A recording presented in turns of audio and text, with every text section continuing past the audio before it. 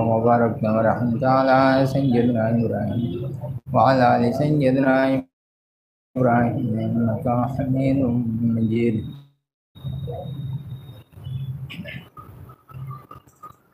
मेहरबानी करके दूसरा पारा सूरह बकरा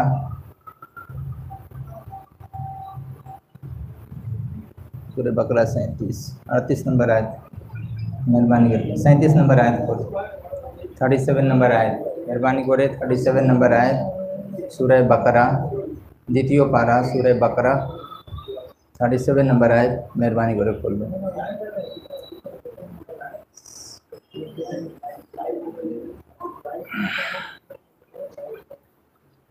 أعوذ بالله من الشيطان الرجيم بسم الله الرحمن الرحيم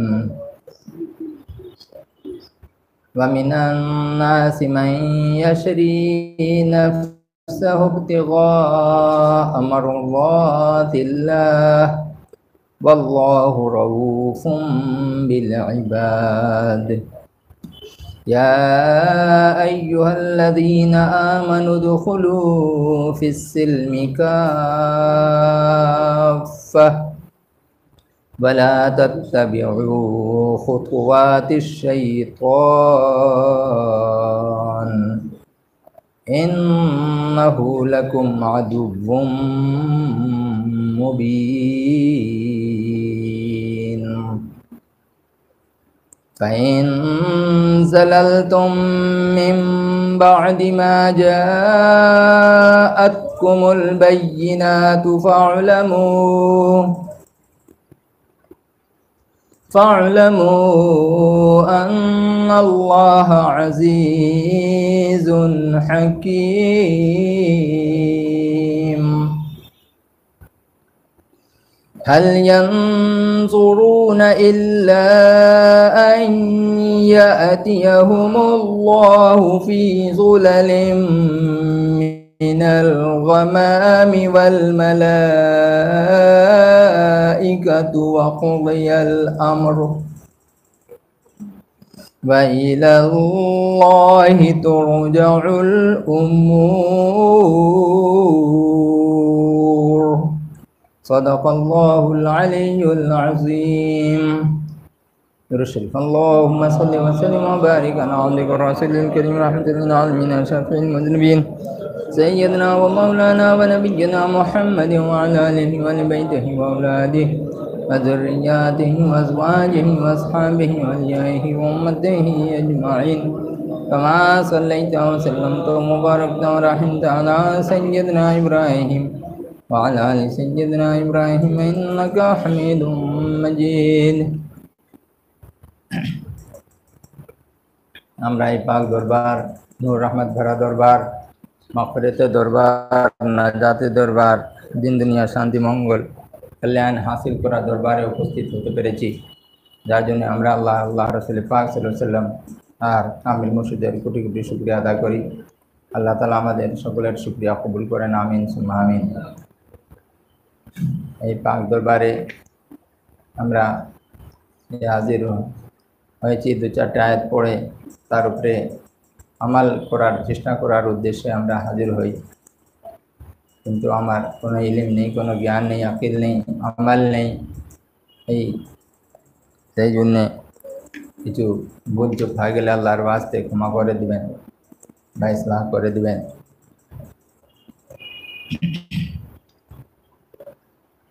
কোরআন পাকের এই আয়াতে কারিমা सूरह बकराते वमिनन नासि मन यशरी नफ्सहु इब्तिगा मरदातिल्लाह, इसका मतलब कि और कुछ लोग वो हैं कि जो अपनी जान को ख़रीद लेते हैं अल्लाह की मर्ज़ी की तलाश में, अल्लाह की मर्ज़ी हासिल करने के लिए, अल्लाह की रज़ा और खुशनुदी हासिल करने के लिए अपनी जान को क्या करते हैं, बेच देते हैं, यानी ख़रीद लेते हैं किसी चीज़ के बदले। वल्लाहु रऊफ़ुम बिल इबाद, और अल्लाह मेहरबान है अपने बंदों। अल्लाह तबारक व तआला कहीं भी जालिम नहीं है। अल्लाह तबारक व तआला हमेशा मेहरबान है, वो रऊफ़ है, रहीम है, रहमान है, करीम है, सत्तार है, गफ़ार है, जब्बार है, क़हार है, सब कुछ है वो। लेकिन किसी जगह वो ज़र्रा बराबर अपने बंदों पर जुल्म नहीं करता, वो जालिम नहीं। यहाँ जो आयत करीमा है वमिनन नास मन यशरी, लोग तो बहुत सारे हैं। कुछ लोग अपने दीन और ईमान को पैसे के बदले बेचते हैं, कुछ लोग अपने दीन और ईमान को ओहदा और मनसब के बदले बेचते हैं, कुछ लोग अपने दीन और ईमान को, शरीयत को दुनियावी मफाद के लिए बेच देते हैं। इसकी वो परवाही नहीं करते कल हमें मरना है, मर कर के कब्र में जाना है, खुदा के हुजूर हाजिर होना है, वहाँ सवाल व जवाब होना है। हम वहाँ क्या मुंह दिखाएंगे, क्या जवाब देंगे। उनका मकसद सिर्फ दुनिया होता है। इसके पहले जो आयत करीमा है इसमें कई ग्रुप इसमें बताया गया है। सबसे पहले इसमें बताते हैं कि कुछ लोग ऐसे होते हैं, इसी के पहले फ़मिनन नास मन यक़ूलु रब्बना आतिना फ़िद दुनिया, कुछ लोग हैं जो सिर्फ दुनिया ही को तलब करते हैं, और ऐसे लोगों के लिए वमा लहु फ़िल आखिरति मिन खलाक़, और कोई हिस्सा इनका आखिरत में नहीं होता। उन्हीं में से कुछ लोग ऐसे होते हैं कि मन यक़ूलु रब्बना आतिना फ़िद दुनिया हसना व फ़िल आखिरति हसना, जो मोमिनीन हैं, जो मुस्लिमीन हैं, मोमिन लोग हैं, ईमान वाले लोग हैं, ये लोग क्या करते हैं, ये दोनों दुआ करते हैं, अल्लाह हमें दुनिया में भी नेकी और भलाई चाहिए और आखिरत में भी भलाई चाहिए, साथ साथ जहन्नम के अजाब से भी बचने की दुआ करते हैं, वक़िना अज़ाबन नार, और हमें बचाए अल्लाह दोज़ख के अजाब से। उसके आगे फिर अल्लाह ताला इरशाद फरमाता है वमिनन नास मन युअजिबुका क़ौलुहु फ़िल हयातिद दुनिया, कुछ लोग ऐसे हैं कि जो मुनाफ़िक़त अपने दिल के अंदर में रखते हैं, ऊपर से मुसलमान हैं और अंदर से कुछ और है। ऊपर से आपके बही ख़्वाह हैं, आपके वेल विशर हैं, लेकिन अंदर से आपके लिए वो अपनी आस्तीन में सांप छुपाए बैठे, छुरी छुपाए बैठे। दिलों का हाल अल्लाह तबारक व तआला जानता है, बेहतर जानने वाला है। जो सीधे साधे मुसलमान हैं, सीधे साधे लोग हैं, वो बड़ी आसानी के साथ धोखेबाज, हय्यार व मक्कार लोग, मुनाफिक लोगों के चक्कर में बड़ी आसानी के साथ आ जाते हैं। अल्लाह ताला ऐसे लोगों से महफूज रखे, बचा करके रखे। तो ऐसे लोगों के बारे में यहाँ पे ये जिक्र है कि कुछ लोग वो हैं कि उनकी बातें बड़ी अच्छी लगती हैं दुनिया की ज़िंदगी में, दुनियावी मामलात में बहुत अच्छी चिकनी चपड़ी बातें करेंगे और आपको खुश कर देंगे। यह अल्लाह के रसूल सल्लल्लाहु ताला अलैहि वसल्लम की खिदमत में अखनस बिन शुरैक का मामला है। ये बहुत बड़ा मुनाफिक था और ये सामने में आपकी खिदमत में जब हाजिर होता, यहाँ जो का लफ्ज़ है मैं युअजिबु का, ये सिंगुलर है और सेकंड पर्सन है, यानी वाहिद मुज़क्कर हाजिर का सेगा, ये प्रोनाउन है वाहिद मुज़क्कर हाजिर, जिसका मतलब होता है डायरेक्ट, सिर्फ आपको, एक आदमी के लिए, कि जो आपको उसकी बातें बड़ी अच्छी लगने लगती हैं, वो ऐसी बातें करता है कि जिससे आदमी खुश हो जाता है। वयुशहिदुल्लाह अला मा फी क़ल्बी, और अल्लाह तबारक व तआला गवाही देता है जो उसके दिल में है। उसके दिल के अंदर क्या है इस बात को अल्लाह जानता है और उसकी गवाही अल्लाह दे देता है। और उसकी खुसूसियत बता दी गई कि उसकी आदत क्या है, हैबिट उसकी क्या है, वह हुआ लद्दुल ख़िसाम, वो बड़ा झगड़ालू। ये अखनस बिन शुरैक जो था, ये रसूल पाक सल्लल्लाहु अलैहि वसल्लम के सामने में जाके कहता मैं पक्का मुसलमान हूँ, मैं आपका बड़ा बही ख़्वाह हूँ, बहुत आपकी इज़्ज़त करता हूँ, ताज़ीम करता हूँ, तकरीम करता हूँ। लेकिन दरपर्दा वो क्या करता, जब वो दूसरों के पास जब पहुँचता तो आपके ख़िलाफ़ बहुत सारी बदगुमानियाँ पैदा करता, मोमिनों को लड़वा देता और इस्लाम के ख़िलाफ़ बातें किया करता। उसके इशारा आगे अल्लाह ने फरमाया वैज़ा तवल्ला सआ फिल अर्दि लियुफ्सिद फीहा व युहलिकल हर्स वन नस्ल, खेती को बर्बाद करता, नस्लों को बर्बाद करता। और उसकी कोशिश जो होती जब वो दरबार रिसालत माब सल्लल्लाहु अलैहि वसल्लम से जब वापस आता तो क्या करता, सिर्फ वो फसाद बर्पा करता। ये ग्रुप 3 यहाँ पे, और अल्लाह ताला फसाद पसंद नहीं फरमाता। और जब उससे कहा जाता है कि अल्लाह से डरो तो उसको इज्जत पकड़ लेती है, उसको इज्जत और जो प्राउडनेस, जो उसके अंदर घमंड है, गुरूर है, मैं इतना बड़ा आदमी हूँ और मुझको ये नसीहत कर रहा है ये छोटा सा आदमी या छोटा बच्चा या फटी पगड़ी वाला, फटा कपड़ा वाला, टूटी फूटी चटाई पे बैठने वाला, ये मुझे नसीहत करता है। उसको आर आती है, उसे शर्म महसूस होती है। तो उसी बात को कहा गया कि जब कहा जाता है उससे कि डरो अल्लाह से, तो उसे इज्जत पकड़ लेती है, और वो भी गुनाह के साथ। ये और वो गलती करता है और गुनाह भी उठाता है, और उसके साथ वो क्या है कि वो रसूल करीम सल्लल्लाहु अलैहि वसल्लम की बातों को सुनने से एराज कर देता है। इसके बारे में बताया कि इसका ठिकाना क्या होगा, फहस्बु जहन्नम, तो जहन्नम ही इसके लिए काफ़ी। वला बिसल मिहाद, और जहन्नम है क्या, बड़ा बुरा ठिकाना है। इसके बाद फिर बताया वमिनन नासि मन यशरी नफ्सहु इब्तिगा मरदातिल्लाह, और कुछ लोग ऐसे हैं, माने उन्हीं लोगों में से कुछ एक या दो या चंद या हजारों या लाखों ऐसे हैं कि जो अपनी जान की परवाह नहीं करते, अपने माल की परवाह नहीं करते, अपने बाल बच्चों की परवाह नहीं करते, अपनी जायदाद की परवाह नहीं करते, और सिर्फ अल्लाह की रज़ा तलाश करते हैं। अल्लाह की रज़ा तलाश करने के लिए वो अपना सब कुछ, तन मन धन जर जन जमीन, सब को निसार कर देते हैं अल्लाह के वास्ते। यहाँ पे आया मामला हजरत सुहैब रूमी रहमतुल्लाह ताला रदियल्लाहु ताला अन्हु का। हजरत सुहैब रदियल्लाहु ताला अन्हु ये रूम से आए थे, मक्के में बस गए थे, और यहाँ आकर करके उनकी माल और दौलत उनका बहुत ज़्यादा हो गया और अच्छी हस्ती में शुमार होने लगे। जब ये मदीना हिजरत करने लगे तो उस वक्त में जो मुशरिकीन थे उन्होंने आकर के घेर लिया, और घेर करके कहा कि तुम जा नहीं सकते हो, मैं तुम्हें जाने नहीं दूंगा। उन्होंने कहा मुझे जाने दो, छोड़ दो। कहा कि नहीं, मुझसे मुकाबला करना होगा, अगर तुम बच जाओगे तो ठीक है, और नहीं तो फिर तुम्हारा जो मामला होगा होगा।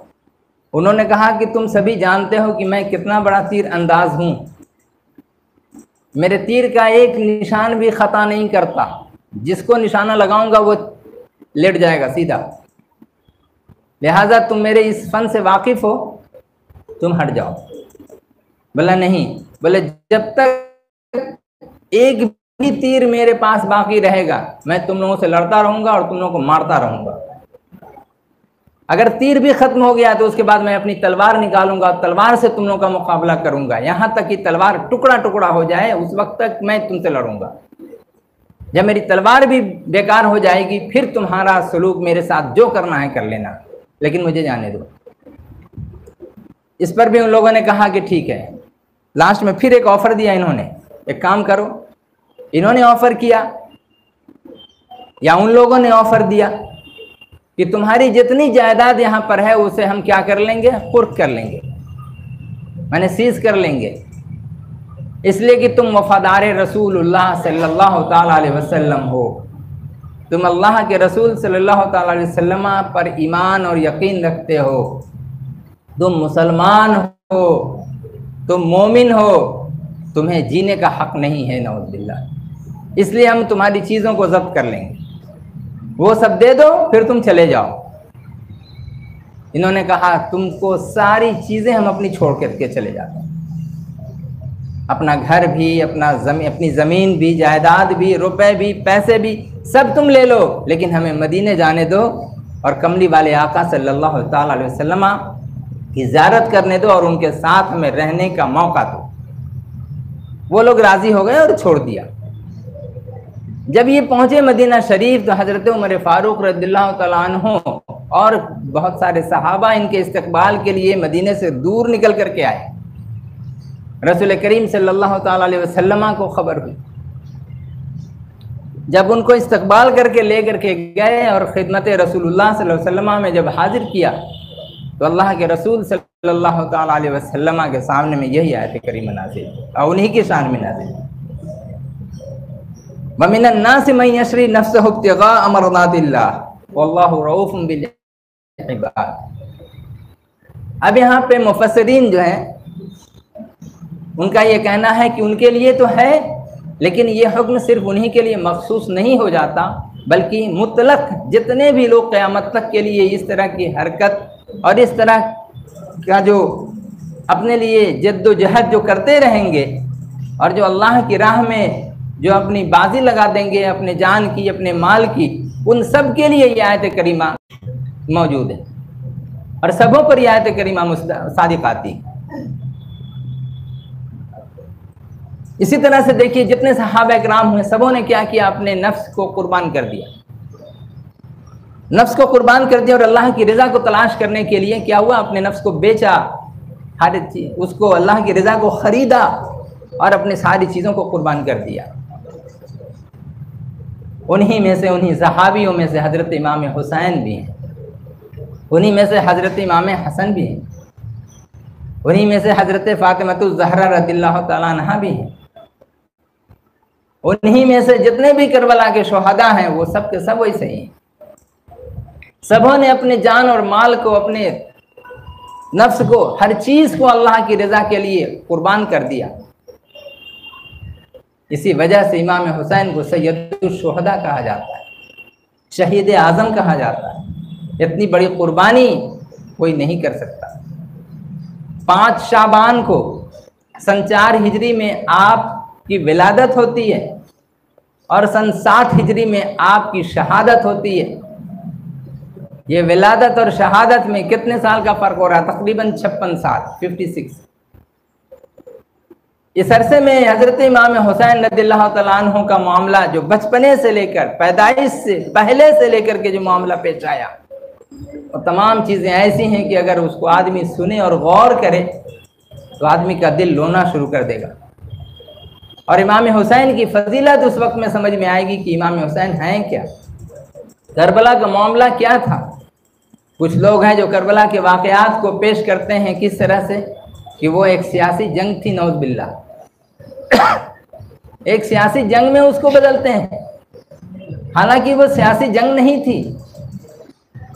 वो ये नहीं थी कि हुकूमत के लिए इमाम हुसैन लड़ रहे थे, बल्कि शरीयत मुस्तफ़वी सल्लल्लाहु अलैहि वसल्लम की हिफाजत के लिए लड़ने गए थे। वो गए थे किस लिए? जब कूफा वालों ने उनको बुलाया था तब गए थे, खुद से नहीं गए थे। और जब गए तो चूंकि कद्र जो है उसी तरफ लेकर के चली गई, तकदीर इलाही ने जो रखा था वो मामला सामने में पेश आया। हजरत इमाम हुसैन को शहीद आज़म या उनको शहीद या फिर उनको सैयदुश शुहदा कहने से लोगों के दिलों में बड़ी तकलीफ होती है। लोग कहना गवारा नहीं करते, उसको एक्सेप्ट नहीं कर पाते। कुछ लोग ऐसे हैं नौज़ बिल्लाह मिन ज़ालिक। जबकि हजरत इमाम हुसैन वो थे कि आपकी विलादत से पहले हजरत उम्मुल फज़ल ने जो ख्वाब देखा था और वो ख्वाब आकर के रसूलुल्लाह सल्लल्लाहु अलैहि वसल्लम को बयान किया कि मैंने एक ऐसा ऐसा ख्वाब देखा है। उम्मुल फज़ल बिन्त हारिस, उन्होंने जब ख्वाब बताया और बड़ा खौफनाक ख्वाब देखा। वो ख्वाब क्या था? जब अल्लाह के रसूल सल्लल्लाहु अलैहि वसल्लम ने पूछा तो उन्होंने बताया कि या रसूलल्लाह, मैंने देखा है कि आपके जिस्म मुबारक का एक हिस्सा काट करके मेरे गोद में डाल दिया गया। ख्वाब कितना खतरनाक है, डर गया आदमी। लेकिन अल्लाह के रसूल सल्लल्लाहु अलैहि वसल्लम ने बताया ये ख्वाब तुम्हारे लिए बड़ा अच्छा है और इसकी ताबीर ये है कि मेरे जिस्म का एक टुकड़ा तुम्हारी गोद में है, काट करके दे दिया जाएगा। मतलब इमाम हुसैन की पैदाइश होगी और वो तुम्हारी गोद में रहेंगे, तुम्हारी गोद में खेलेंगे। मेरी बेटी पैदा करेगी और वो तुम्हारी गोद में देंगी। चुनांचे ठीक वैसा ही मामला हुआ। कुछ दिनों के बाद, तकरीबन 3 महीने के बाद जो है, हजरत फातिमा रज़ियल्लाहु ताला अन्हा के पेट में आप नमूदार हुए और अल्लाह ताला ने फिर वहाँ से आपकी जो पैदाइश है 5 शाबान को सन 4 हिजरी में अल्लाह ताला ने आपको पैदा फरमाया। उसके बाद से मामला जब चलता रहा, आप कुछ बड़े हुए, चलने फिरने लगे, कूदने फांदने लगे छोटी सी उम्र में, तो आप सभी लोग जानते हैं इमाम हुसैन क्या मामला था उनके साथ। अल्लाह के रसूल सल्लल्लाहु ताला अलैहि वसल्लम सजदे में होते थे और आप दोनों भाई इमाम हसन इमाम हुसैन दोनों के दोनों आकर कंधे पे सवार हो जाते, पीठ पे चढ़ जाते। क्या अल्लाह के रसूल सल्लल्लाहु ताला अलैहि वसल्लम नमाज की हालत में, सजदे की हालत में, खुदा की इबादत करते हुए कोई इंसान अगर आ जाए पीठ पर, वो कोई बच्चा, उस वक्त किसी को तो बड़ा गुस्सा आता है, लेकिन कोई अगर समझदार आदमी होता है तो वो थोड़ी तफक्कुर करता है, थोड़ा उसके लिए सोचता है कि हमें क्या करना है, तो थोड़ा उसे इशारे से हटाता है या कुछ करता है। अल्लाह के रसूल सल्लल्लाहु ताला अलैहि वसल्लम सजदे से उस वक्त तक सर न उठाते थे जब तक इमाम हसन हुसैन खुद से नीचे ना आ जाते। और जब नीचे आ जाते, आप तहियात में जब बैठते या 2 सजदों के बीच में बैठते, फौरन कूद करके आपकी गोद में आ जाते। आप अपनी नमाज को जारी रखते थे, नमाज तोड़ते नहीं थे, नमाज छोड़ते नहीं थे। जमात के साथ पीछे लोग नमाज पढ़ रहे हैं, अल्लाह के रसूल सल्लल्लाहु अलैहि वसल्लम इमाम बने हुए हैं। अगर इमाम हुसैन की ऐसी बात ना होती, अगर कोई फजीलत ना होती उनकी, तो क्या रसूल कायनात सल्लल्लाहु ताला अलैहि वसल्लम ये मर्तबा और इस तरह की इज्जत व तकरीम उनकी क्या करते।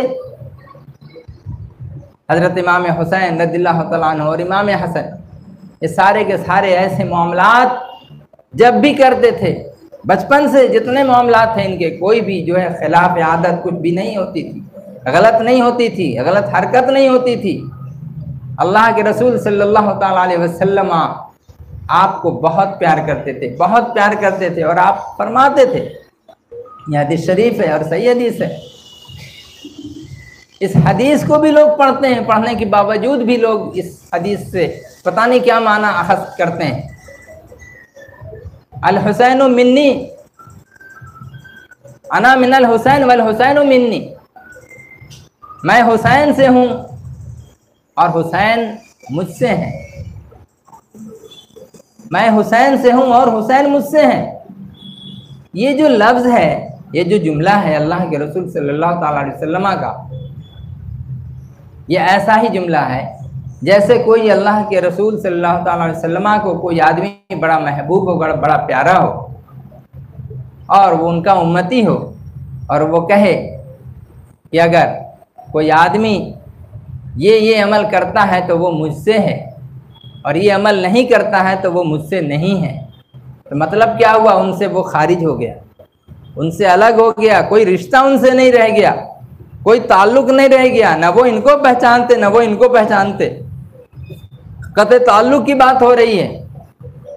लेकिन वहां पर जो फरमाया गया कि हुसैन मुझसे हैं और मैं हुसैन से हूं, और इसके साथ उनके बाबा के लिए भी ऐसी बातें आई। बाबा के लिए बातें क्या आई, वही बात, मन कुन्तु मौला हो फअलियुन मौला, मैं जिसका मौला हूं अली उसके मौला। तो ये जो हदीसें सब मुस्तनद हदीसें हैं, सही हदीसें हैं। अब ये लफ्ज़ मौला के ऊपर में जो है उस पर भी लोगों का एतराज़ होता है। मौला का मतलब तो बहुत सा है, मौला माने मददगार भी है, मौला माने दोस्त भी है, मौला माने आका भी है। तो अल्लाह तबारक व तआला तो वो जो मौला है हमारा, वो मालिको मौला है। और यहाँ जो है मौला सरदार के माना में आ रहा है, आका के माना में आ रहा है, मददगार के माना में आ रहा है, बहुत कुछ है। तो अल्लाह के रसूल सल्लल्लाहु ताला अलैहि वसल्लम हज़रत अली को भी बहुत पसंद फरमाते थे, हज़रत अली भी आपको पसंद फरमाते थे, आपकी औलाद को हज़रत इमाम हसन और हुसैन को आप बहुत पसंद फरमाते थे, और वो दोनों भी आपको बहुत पसंद फरमाते थे।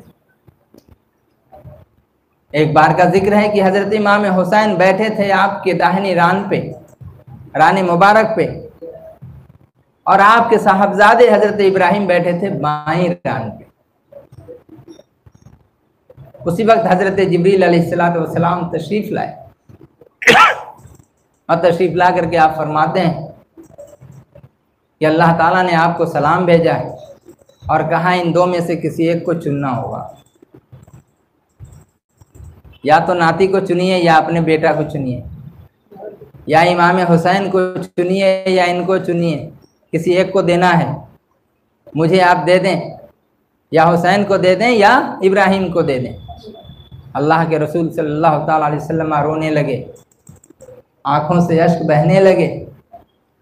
उस वक्त आप गौर कर रहे हैं कि अगर मैं इमाम हुसैन को देता हूँ अल्लाह को, तो हज़रत फ़ातिमा जो मेरी चहेती बेटी है वो बेताब हो जाएगी, बर्दाश्त न कर सकेगी और रोना शुरू कर देगी।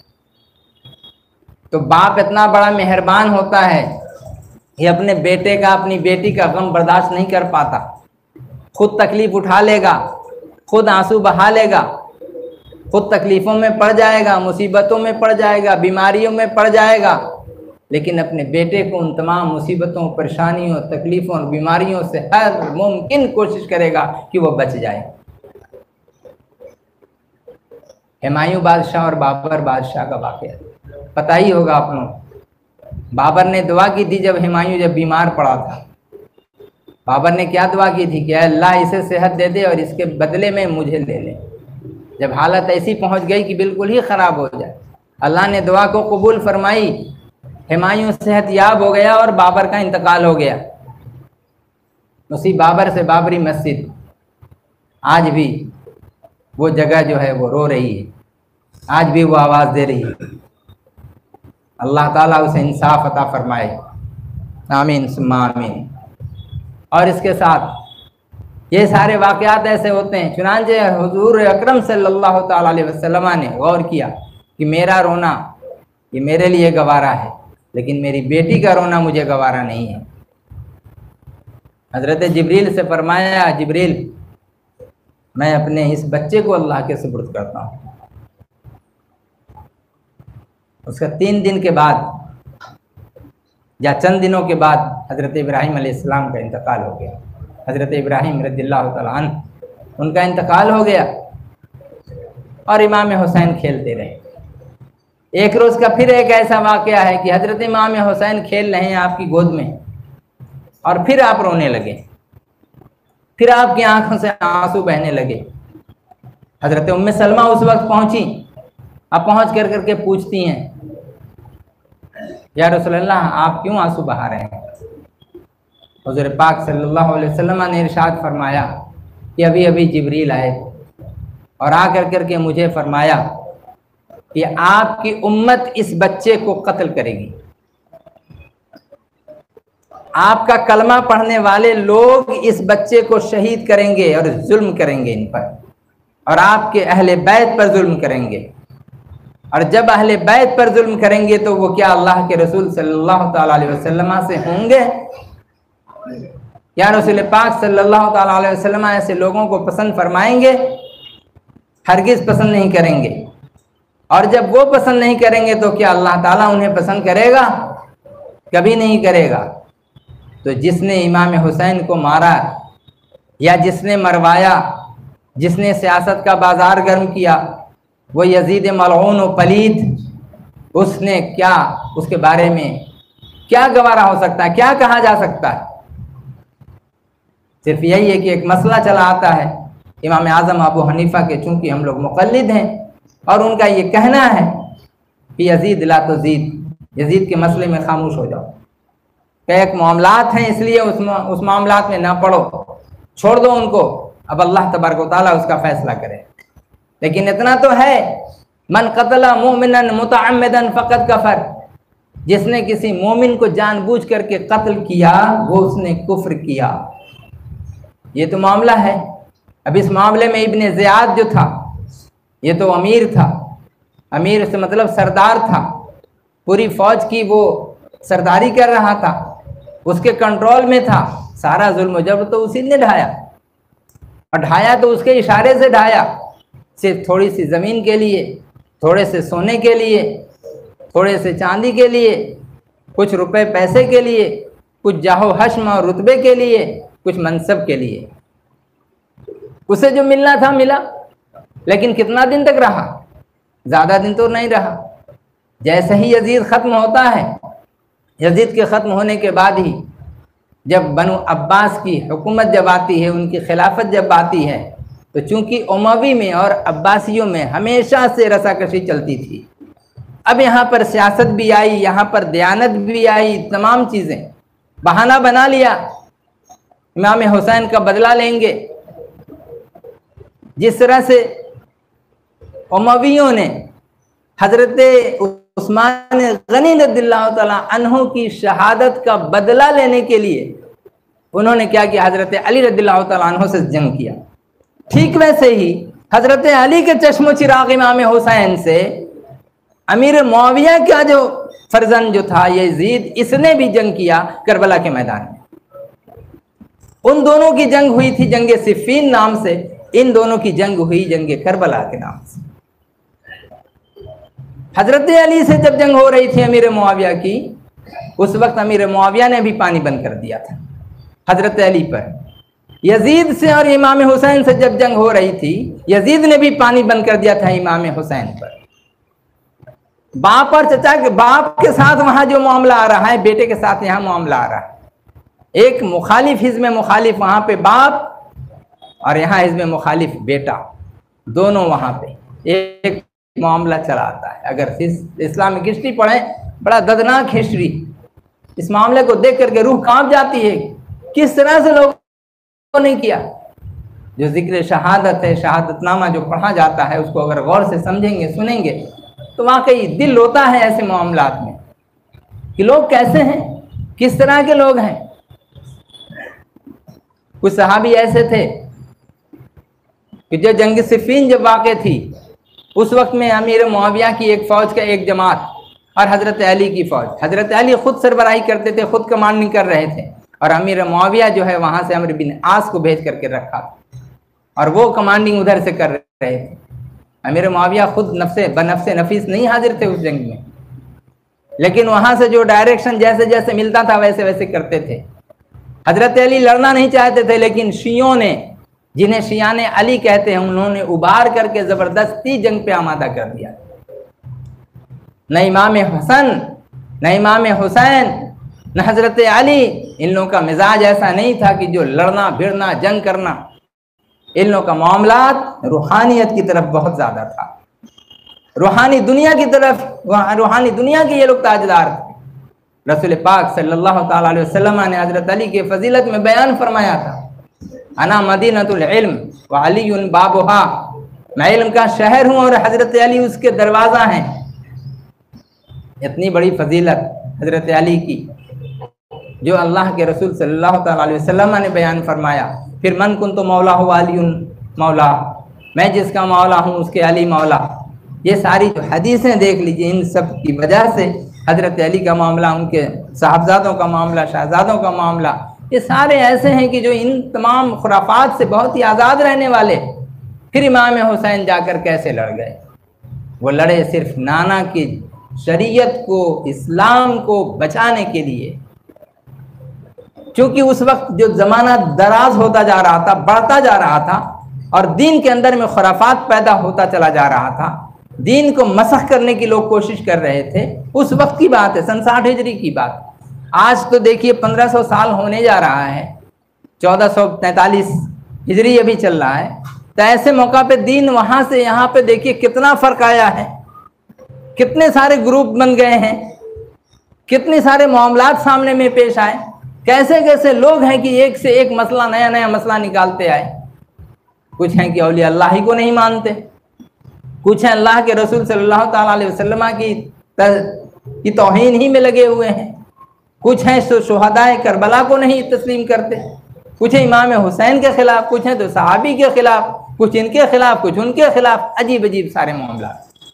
इन तमाम मामला से हम लोग का जो दरबार का मामला है, अल्हम्दुलिल्लाह, इतना सीधा साधा मामला, इतना सीधा साधा मामला कि एकदम सिरात मुस्तकीम पर चलते रहिए, 5 वक्त नमाज पढ़िए, 5 वक्त वजीफ़ा पढ़िए, हलाल रोज़ी खाइए, तकवा कीजिए, परहेजगारी कीजिए। ये तकवा और परहेजगारी सिर्फ एक चीज़ सूद से बचने का नाम नहीं है, याद रखिएगा। ये परहेजगारी आपको उठने और बैठने में भी, ये परहेजगारी आपको किसी से लेन देन में भी है, ये परहेजगारी आपसे किसी न किसी जगह जाना आना, खाना पीना, लेन देन, उठना बैठना, सोना जागना, हर मैदान में है। लोगों से मामलात करने में है, तमाम चीज़ों में, खरीदो फरोख्त, तिजारत, बिजनेस, तमाम मामलात में आप जिस तरफ भी आप चले जाएं। लेकिन आज अफसोस की बात क्या है कि जो परहेजगारी और जो तकवा इस्लाम ने और कुरान ने जो बताया, हदीस में जो बताया गया, इमाम हुसैन रज़ियल्लाहु तआला अन्हु ने जो करबला के मैदान से लोगों को जो पैगाम दिया, मोमिनों को जो पैगाम दिया, सारी दुनिया को पैगाम दिया, क्या कि हक पर रहना, हक को न छोड़ना, सब्र पर कायम रहना, इस्तिकामत पजीर रहना, कभी भी बातिल के आगे अपनी गर्दन न झुकाना, अपने आप को हमेशा अल्लाह को अपने साथ पाना और अल्लाह को अपना मददगार समझना। और ऐसे ही अगर तुम कायम रहोगे और हलाल खाते रहना, हराम से बचते रहना, हराम कामों से बचते रहना, हराम तरीक़ों से बचते रहना, खिलाफ शरा कामों से बचते रहना, उन तमाम उमूर से बचना जिनकी अल्लाह के रसूल सल्लल्लाहु अलैहि वसल्लम ने मना फरमाया, और उन तमाम कामों को करते रहना जिसका हुक्म अल्लाह के रसूल सल्लल्लाहु अलैहि वसल्लम ने कहा फरमाया। जब ये तुम करते रहोगे तो उस वक्त तुम हक पर रहोगे। पता ये चला कि हज़रत इमाम हुसैन रज़ियल्लाहु तआला अन्हु वो पूरे तौर पर वो हक के साथ थे और हक थे, इमाम बरहक थे। और इमाम हुसैन की जो याद है, उनका जो ज़िक्र है, वो हमेशा ता क़यामत वो ज़िंदा रहेगा। और जो उनके ख़िलाफ़ जो था, जो बातिल था, वो मिट गया। कोई आज अपने बच्चे का नाम यजीद नहीं रखता, लेकिन हुसैन बहुत मिल जाएंगे, करोड़ों अरबों खरबों हुसैन मिल जाएंगे। इसीलिए कहा है कि कत्ल हुसैन असल में मर्गे यजीद है। हज़रत इमाम हुसैन का कत्ल करना, हज़रत इमाम हुसैन का शहीद होना, एक्चुअली वो क्या है, यजीद की मौत की खबर देता है, यजीद की मौत का वो पैगाम देता है। और इसके साथ इस्लाम जिंदा होता है हर करबला के बाद, हर करबला के बाद, यानी जब जब करबला जैसा वाक़या पेश आता है, उसके बाद इस्लाम जिंदा होता है। इस्लाम पर, मुसलमानों पर, कुरान पर, हदीस पर, रसूल करीम सल्लल्लाहु तआला अलैहि वसल्लम पर, आपकी अज़वाज मुतहरात पर कितने सारे खुराफात, कोई खाके बनाता रहता है, कोई कार्टून बनाता रहता है, कोई जो है फप्तियाँ कसता रहता है, कोई मुसलमान नाम रखता है, सलमान रुश्दी का नाम सुने होंगे, तस्लीमा का नाम सुने होंगे, ये सारे नाम के मुसलमान, लेकिन काम, इनका अकीदा, इनका मामला मुसलमानी नहीं है। ये सरासर जिंदीक, सरासर इनका ताल्लुक कुफ्र और शिर्क से है, बल्कि ये इस्लाम से खारिज हैं ये लोग। तो ऐसे मामलात में ऐसे ही लोग मुनाफिक कहलाते हैं। इसी किस्म के लोग हैं। और मुनाफिकों का मामला क्या है कि वो अल्लाह ताला फरमाता है इन्नल मुनाफिकीना फि दरकिल अस्फल, मुनाफिक जो होते हैं वो दरके अस्फल यानी बिल्कुल निचले, जहन्नम के निचले दर्जे में होते हैं। तो अल्लाह तबारक व तआला ऐसे लोगों से बचने की और बचाने की तौफीक अता फरमाए, आमीन सुम्मा आमीन। तो हज़रत सुहैब रूमी रज़ियल्लाहु तआला अन्हु, इमाम हुसैन रज़ियल्लाहु तआला अन्हु और दूसरे जितने सहाबा इकराम जिन्होंने शहादत पाई, जिन्होंने अल्लाह के रास्ते में जो जिद्दोजहद किया, उन सारे के सारे लोगों के लिए ये आयत करीमा है, वमिनन नासि मन यशरी नफ्सहु इब्तिग़ाअ मर्दातिल्लाह वल्लाहु रऊफ़ुम बिल इबाद। और आगे अल्लाह ताला इरशाद फरमाता है, या अय्युहल्लज़ीना आमनु दुखुलू फ़िस्सिल्मि काफ़्फ़ा, ऐ ईमान वालो तुम इस्लाम में पूरे तौर पर दाखिल हो जाओ। पूरी तरह इस पर अमल करो। इस्लाम पर अमल करना तुम्हारा सिर्फ ये नहीं, अब नमाज पढ़ेंगे तो रोज़ा नहीं रखेंगे, रोज़ा रखेंगे तो नमाज नहीं पढ़ेंगे, हज करेंगे तो ज़कात न देंगे, ज़कात देंगे तो हज न करेंगे। हम सब कुछ करेंगे लेकिन हराम न छोड़ेंगे, हराम हम खाते रहेंगे, हम खुराफात करते रहेंगे। ये मुहर्रम का जुलूस है, कहीं नक्कारे बजते हैं, कहीं पाइक घूमते हैं। लोग अपने बच्चों को क्या करते हैं, एक छोटी सी मशक लटका देते हैं और लटका के, तो कलकत्ता में बहुत दिनों से हम देखते चले आ रहे हैं, अभी थोड़ा सा कम हो गया है पहले से। क्या है कि वो छोटी सी मशक लगाते हैं, गोया वो करबला के मैदान में हज़रत अब्बास हलम बरदार जो थे, जो प्यास हज़रत सकीना जो थी बिनते सकीना, छोटी सी बच्ची इमाम हुसैन की, वो उनके लिए पानी लाने के लिए गए थे और फुरात की नहर से पानी लेके आ रहे हैं और वहाँ पे उनको छलनी कर दिया जाता है, दोनों हाथों को काट दिया जाता है और काट करके लूज कर दिया जाता है और मशक का पानी वो खेमे अहले बैत तक पहुँच नहीं पाता। तो इस तरह का क्या है कि एक तसव्वुर दिलाते हैं, घुंघरू बांधते हैं, बांध कर करके पाइक बांधते हैं और वो दौड़ाते हैं। क्या ये इमाम हुसैन का कासिद है जो यजीद के पास चला जा रहा है और फिर उधर से इधर चला आ रहा है और ये पैगाम दे रहा है। ये सारी चीज़ें, ये सब की सब खुराफात और नाजायज़ चीज़ें। ताज़िया बनाते हैं, ताज़िया बना करके अब वहाँ पर जा रहे हैं, चारों तरफ घुमा रहे हैं। क्या ज़रूरत है घुमाने की, क्या ज़रूरत है बनाने की? आप अगर बनाते हैं फिर उसके अंदर में और क्या करते हैं, दो कब्रें भी बनाते हैं कि इमाम हसन की कब्र है कि इमाम हुसैन की कब्र, एक पे सुर्ख चादर है और एक पे सब्ज रंग का चादर है, एक पे ग्रीन एक पे रेड। रेड जो है इमाम हुसैन की कब्र और जो ग्रीन है वो इमाम हसन की कब्र, क्योंकि वो अलमास पी के जहर पी करके वैसा रंग हो गया था। उनकी शहादत का जिक्र करते हैं। कहीं तो देखा कि ताज़िया के अंदर में या जहाँ पे इमाम बाड़ा, जहाँ पे चौकी वगैरह रखी होती है, घोड़ा भी दिखाई देता है, गोया इमाम हुसैन का दुलदुल वहाँ पे घूम रहा है, नऊज़ बिल्लाह। ये सारी ये खुराफात अल्लाह ताला बचा करके रखे और उस पर जाते हैं और मरसिया पढ़ते हैं, इमाम हुसैन की याद करते हैं। वो सब कुछ किया जाए, ठीक है आप करें, लेकिन शरीयत की हुदूद के अंदर रह करके आप जो करेंगे, आप सवाब रसानी का काम कीजिए, आप रोज़ा रखने का काम कीजिए, गरीबों और मिस्कीनों को खैरात दीजिए, इमाम हुसैन के नाम पे, करबला वालों के नाम पे आप सदका और खैरात कीजिए, ये अमल आपका मकबूल होगा। लेकिन आप ढोल बजाएंगे, आप ताशा बजाएंगे, आप शद्दा निकाल करके घुमाते रहेंगे, बिजलियां और उसके साथ छोटे छोटे कुमकुमे लगा करके शोर हंगामा करके, जिस तरह से जो आज यहाँ पर जो देखते हैं गाड़ी पे लादा और उस पर तबर्रुक खिचड़ा का इंतज़ाम करते हैं। खिचड़ा पकाना जायज़ नहीं है, ये ऐसा नहीं है। आप खिचड़ा पकाइए, पकाइए, फातिहा भी दीजिए, लेकिन गरीबों में तकसीम भी कीजिए, खुद भी खाइए, गरीबों में तकसीम कीजिए।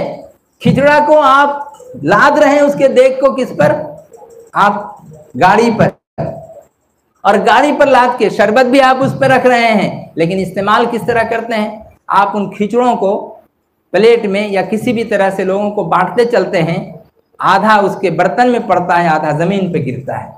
ये जो रोज़ी है, रिज़्क़ की तौहीन आप कर रहे हैं और इससे इमाम हुसैन को फ़ायदा नहीं पहुंचने वाला, करबला वालों को इसका सवाब नहीं पहुंचने वाला। अगर आप सवाब पहुंचाना चाहते हैं तो अपने हलाल पैसे से आप दाना पकाइए, खाना खिलाइए गरीबों और मिस्किनों को, उसका सवाब इमाम हुसैन को पहुंचेगा, करबला वालों को पहुंचेगा, 1,24,000 पैगंबरों को पहुंचेगा। हमारे उर्सकुल का मामला देखिए, अल्हम्दुलिल्लाह मौलाना जान गाची रहमतुल्लाह अलैह का ये कायम करदा और ये बनाया हुआ जो तरीका है उर्स कुल, जहाँ की तबर्रुक जिसे कहते हैं हम लोग, और उस तबर्रुक को कितनी ताज़ीम और तकरीम के साथ पकाया जाता है और कितनी ताज़ीम के साथ खाना खाया जाता है और खिलाया जाता है और उसकी कैसी हिफाजत की जाती है। अगर इसको हम लोग देख लें या वो बांटने वाले लोग अगर इसको देख लें तो समझें कि तबर्रुक किसे कहते हैं और तबर्रुक की हिफाजत कैसे करनी चाहिए, तबर्रुक की इज्जत कैसे करनी चाहिए। अदब क्या चीज़ है, दरबार में मिलता है, लेकिन जो लोग की बेअदब पहले ही से बने बैठे हुए हैं और वो चाहते ही नहीं कि हम अदब सीखें, तो फिर जो मन में आएगा वो करते रहेंगे, तलवार निकालेंगे, जंजीरी मातम करेंगे, तलवार निकाल कर चारों तरफ। और एक चीज निकली हुई है अभी, और क्या कि वो जो लंबी वाली जो बैलून जो होती है, लंबी पतली सांप की शक्ल की ऐसे, उसको लेकर के बांधना और उसको लेकर रखना। उससे जब गाड़ी चलती है तो उससे जो एक आवाज आती है, सीटी मारना और दूसरों को धमकाना, दूसरों को डराना, ये खुराफात करना क्या? ये इमाम हुसैन ने इसी का पैगाम दिया है क्या? इमाम हुसैन ने रोजा रखने का पैगाम दिया, कम से कम उस दिन रोजा तो रखो। हजरत रसूल पाक सल्लल्लाहु अलैहि वसल्लम जब मदीने में तशरीफ लाए थे, उस वक्त जितने यहूदी थे मुहर्रम की 10वीं तारीख को वो रोजा रखा करते थे। जो अल्लाह के रसूल सल्लल्लाहु अलैहि वसल्लम ने देखा तो फरमाया, पूछा कि ये लोग किस चीज़ का रोजा रखते हैं? बोले आज ही के दिन हजरत मूसा अलैहिस्सलातु वस्सलाम इन लोगों को ले करके, यानी इन बनी इसराइल को ले करके फिरौन के मुल्क से वो निकल कर वो चले गए मिस्र की तरफ में, और मैदान तीह में वो पहुंचे थे। आज के दिन वो नजात पाए थे, बनी इसराइल को उन्होंने बचाया था। इसी खुशी में, उसी याद में, इमाम हजरत मूसा अलैहिस्सलातु वस्सलाम की याद में अल्लाह का शुक्रिया अदा करते हुए आज के दिन ये रोज़ा रखते हैं। हुजूर अकरम सल्लल्लाहु ताला अलैहि वसल्लम ने इरशाद फरमाया, उनसे ज़्यादा इस दिन रोज़ा रखने का मुस्तहक हम हैं, इसलिए कि मूसा हमारे भाई हैं और अपने भाई का शुक्रिया अदा करना और भाई की सुन्नत पर अमल करना हमारे लिए ज़्यादा बेहतर है, ज़्यादा ज़रूरी है। चुनांचे रसूल पाक सल्लल्लाहु ताला अलैहि वसल्लम ने 10वीं तारीख का रोज़ा तो रखा ही, साथ में कहा एक रोज़ा और रख लो, ताकि उन यहूदियों के काम से, उसके रोज़े से हमारा रोज़ा फ़र्क हो जाए। तो जहाँ पर इल्तिबास या एक दूसरे में जो गुडमुड होने का, जो मिलने और जुलने का, कि हमारा काम उनके काम से ना मिल जाए, फ़र्क का एक मामला कर दिया, तो इसी तरह से हमारे हर मामलात में फ़र्क होना चाहिए। हज तो पहले भी करते थे लोग, हज उसके बाद भी करते थे, लेकिन रसूल पाक सल्लल्लाहु ताला अलैहि वसल्लम ने हज का तरीका जो बताया, वो लोग हज नंगे किया करते थे, तवाफ नंगे किया करते थे। अल्लाह के रसूल सल्लल्लाहु ताला अलैहि वसल्लम ने फरमाया, नहीं, कपड़ा पहन करके करो, अब बिना सिला हुआ कपड़ा पहन के करो। गोया एक मुर्दा है जो जिंदा की तरह दौड़ रहा है, काबा का तवाफ कर रहा है और अल्लाह के हुजूर वो हाजिर है और लब्बैक लब्बैक कह रहा है, अल्लाहुम्मा लब्बैक कह रहा है। अल्लाह के आगे अपनी हाजिरी को ऐलान कर रहा है कि अल्लाह हम तेरे दरबार में हाजिर है। और सफ़ा मरवा की जब दौड़ करता है तो वहाँ भी वैसा ही कोई एक जिंदा, एक मुर्दा है जो जिंदा होकर के वो दौड़ रहा है। तो ये जो चीज़ें हैं इंसान की पूरी ज़िंदगी मोमिन की, वो एक जिंदा लाश की तरह है, एक जिंदा लाश है जो चारों तरफ पूरे काम को वो अंजाम देता रहता है, लेकिन सारा का सारा वो शरीयत की हद में रह करके करेगा। तो हमारे लिए सबसे ज़्यादा ज़रूरी जो है वो यही है कि हम अल्लाह तबारक व तआला के हुक्म की हम पैरवी करें, अल्लाह के रसूल सल्लल्लाहु ताला अलैहि वसल्लम की पैरवी करने के साथ रसूल पाक सल्लल्लाहु ताला अलैहि वसल्लम ने जो कुछ भी हमें बताया वही काम अल्लाह तबारक व तआला की रज़ा का काम है। अल्लाह ताला इन्हीं तमाम मामलात में वो अल्लाह तबारक व तआला इरशाद फरमाता है कि अगर तुम इन कुंतुम तुहिब्बून अल्लाह फत्तबिऊनी, अल्लाह ताला फरमाता है, ऐ महबूब आप कह दीजिए कि अगर तुम मुझसे मोहब्बत करना चाहते हो, कुल इन कुंतुम तुहिब्बून अल्लाह, अगर तुम अल्लाह से प्यार करना चाहते हो, यदि तुम अल्लाह के भालोबासते चाओ ताहले तुम आमार पिछने पिछने चलो, তুমি যদি আমার পিছনে চলবে তাহলে আল্লাহ তোমাকে মাহবুব বানিয়ে নেবে, আল্লাহ তোমাকে দোস্ত করে নেবে, আল্লাহ তোমাকে বন্ধু করে নেবে, আল্লাহ তোমাকে ভালোবাসবে। কুল ইন কুনতুম তুহিব্বুনাল্লাহ ফাত্তাবিউনি युहिब्बुकुमुल्लाह, अगर तुम मेरे पीछे चलोगे यानी मेरी बातों को तुम सुनोगे, मेरे हुक्मों पर तुम चलोगे, तो अल्लाह बेशक तुमको प्यार करेगा, अल्लाह तुम्हें अपना दोस्त बना लेगा। यह है क्या? तो पता ही चला कि रसूल पाक सल्लल्लाहु ताला अलैहि वसल्लम का जो कुछ भी अमल था, जो आपका हुक्म था, वो सब रज़ाए इलाही का जरिया था और है आज भी वही सारी चीज़ें हैं। कुरान करीम में ये जो आयत करीमा जो आई, या अय्युहल्लज़ीना आमनु उदखुलू फिस्सिल्मि काफ़ा, ईमान वालो तुम इस्लाम में पूरे तौर पर दाखिल हो जाओ। वला तत्तबिउ खुतवाति शैतान, और तुम शैतान की चाल न चलो। शैतान के कदमों की पैरवी न करो, शैतान के रास्ते पे न चलो। आज तुम गाजा बाजा ढोल ताशा सारी चीजें करोगे, कहीं कोई बंदर बनता है, कहीं कोई भालू बनता है, कहीं कुछ बनता है और इस तरह की खुराफात करता रहता है। और फातिहे में तमाम चीजें, जो चीजें जायज़ हैं उनको आप जायज़ कीजिए, उसे उसमें कोई हरज नहीं। हम रसूल करते हैं, हम भी देख पर फातिहा पढ़ते हैं, वहाँ भी कोई चीज़ पर फातिहा पढ़ता है, बिल्कुल सही है, इसमें कोई हरज नहीं है। किसी किस्म की ना कोई बिदअत है ना कोई खुराफात है, बिल्कुल कुछ भी नहीं है। लेकिन जहाँ पर अब ताज़िया के सामने में हम फातिहा कराएंगे तो वो ताज़िया है क्या? उस ताज़िया का मतलब होता है जो तकलीफ को जो याद दिलाए, ताज़िया दारी जिसे कहते हैं। ताज़िया तो एक शक्ल है, अब उस शक्ल में क्या बनाते हैं कि उसमें इमाम हुसैन हसन का क्या करते हैं कि रोज़ा बना देते हैं। और रोज़ा बनाने के साथ अब उसमें कंपटीशन होता है। मटिया बुर्ज के रहने वाले लोग तो बहुत अच्छी तरह से उनको तजर्बा है इसका और अच्छी तरह से जानते हैं। कंपटीशन होता है ताज़िया का, किसका ताज़िया इस मरतबा फर्स्ट आया, और उसको इनाम दिया जाता है, उसे अवार्ड दिया जाता है। LIC वालों में से भी जो सबसे बड़ा एजेंट जो होता है ना, ज़्यादा से ज़्यादा जो मुरीद करवा देता है LIC वालों से, उसको भी अवार्ड दिया जाता है और उसको जुबली अवार्ड मिलता है, सिल्वर और क्या क्या होता है, प्लेटिनियम अवार्ड होता है, वो सारा अवार्ड। तो इत्तेफाक से हमारी अहलिया के साथ एक मामला आया, उनका कोई रिश्तेदार है, उनको दिखा कर वो दिखा रहा है, कह रहा है कि बोलो ना मौलाना साहब को, बोलो ना क्या करने के लिए। बोले वो भी LIC कर लें और मेरे मुरीद बन जाएं। बोले वो तो मुरीद मौलाना जान गाची रहमतुल्लाह अलैह के हैं, तो आपके मुरीद कैसे बनेंगे? बोले अरे वैसा मुरीद नहीं बनना है, बस उनको मेंबरशिप होना है, थोड़ा थोड़ा करके पैसे देना है, तुम्हारे लिए बहुत फ़ायदा होगा। और देखो ना हमें जो है ये अवार्ड मिला है, इतना बड़ा अवार्ड, ये देख लो। इसी तरह से वो भी अगर काम करते जाएंगे, वो भी अगर 10 आदमी को इस जहन्नम में ला के ढकेल देंगे, उनको भी एक अवार्ड मिल जाएगा। बरजस्ता हमारी अहलिया कहती है एक ही बात, बोले ये जो अवार्ड है ये आपका जहन्नम का अवार्ड है। अल्हम्दुलिल्लाह, ये जो अवार्ड आपको मिला है, ये जो आप दिखा रहे हैं इतना बड़ी शील्ड, ये जहन्नम की शील्ड है आपके लिए, खुशखबरी है आपके लिए। नाराज हो गया, बोले क्या बक रही हो? बोले बिल्कुल मैं सही कह रही हूँ जो कह रही हूँ। मौलाना साहब को तुम कर लोगे एजेंट तो कर लो, मैं उनसे मिला देती हूँ, और नहीं तो फिर उनकी बात। एक बार बंदा आया था यहाँ पे, किसी ने लाया था, मटिया बुर्ज के अलाउद्दीन भाई थे वहाँ पे आकड़ा के, वो लेकर के आए, लेकिन आने के बाद फिर वो गायब ही हो गया बंदा। हमने कई मरतबा दिया वजीफ़ा और भी लोगों ने दिया, लेकिन फिर और जो है वो आया नहीं। अब जाहिर है कि हर किसी को ये दरबार मिल जाए ये भी मुमकिन नहीं है।